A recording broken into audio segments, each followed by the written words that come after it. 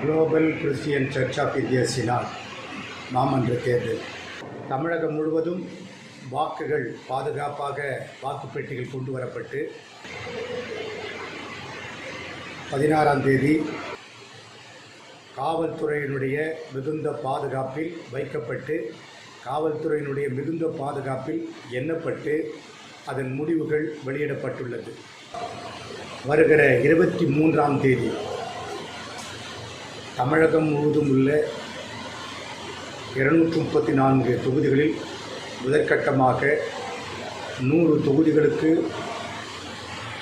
உள்ளான 100 பேராயர்கள் அபிஷேகம் செய்ய இருக்கிறார்கள்.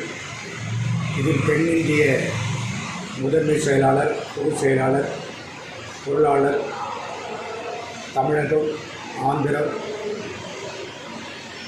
பாண்டிச்சேரி உட்பட இதில் உள்ள முக்கிய பொறுப்புகளுக்கு வெற்றி பெற்றவர்களுக்கு பதவி பிரமாணமும் 100 பேராயர்களுக்கு அபிஷேகமும் நடைபெற இருக்கிறது. கிறிஸ்துவ வரலாற்றில் இப்படி ஒவ்வொரு தொகுதிக்கு ஒரு பேராயர்கள் நியமித்து அந்த ஒரு பேராயர் மூலமாய் ஒரு தொகுதியில் உள்ள 100 போதகர்களும் 140 திருச்சபைகளும் சுவாதீன திருச்சபைகளும் இணைக்கப்பட்டு ஒரு போதகருக்கு 100 உறுப்பினர் வீதம் சேர்க்கப்பட்டு திருச்சபைகள் வளர்க்கப்பட்டிருக்கிறது. அதன் முழு வடிவமாக ஜனநாயக முறைப்படி தேர்தல் நடத்தப்பட்டது. ஜனநாயக முறைப்படி தேர்ந்தெடுக்கப்பட்டுள்ளார்கள்.